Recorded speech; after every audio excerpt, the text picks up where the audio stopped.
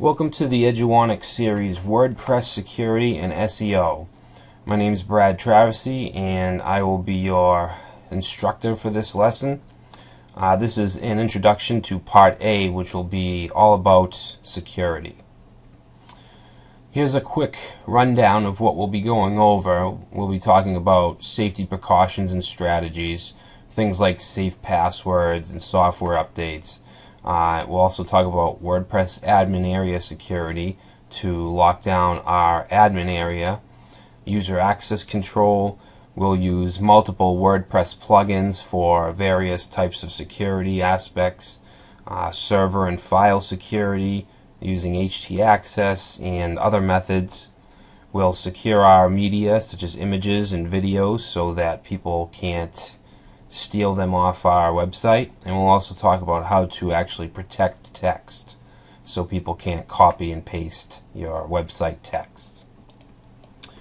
So for safety precautions and strategies, we'll talk about secure passwords, password algorithms, software updates, media and content protection, secure FTP, and we'll discuss how to take a backup and restore that backup. So we'll start off installing WordPress, which will be a secure WordPress setup. We'll create a secure database with the appropriate logins and prefix. Secure installation, changing the admin username.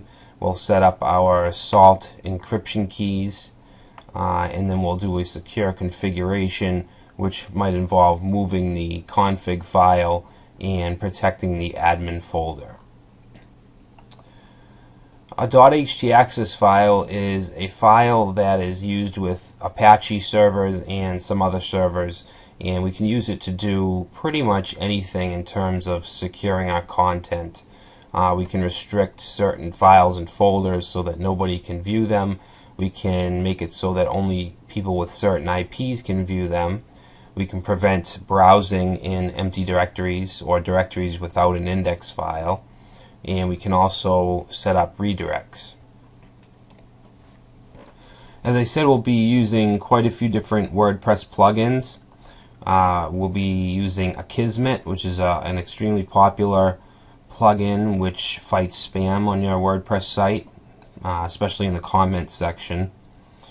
We'll use a plugin that will allow us to limit the amount of login attempts into the admin area. So if someone's trying to use brute force or some other method of getting in, they won't be able to try to log in more than a set amount of time.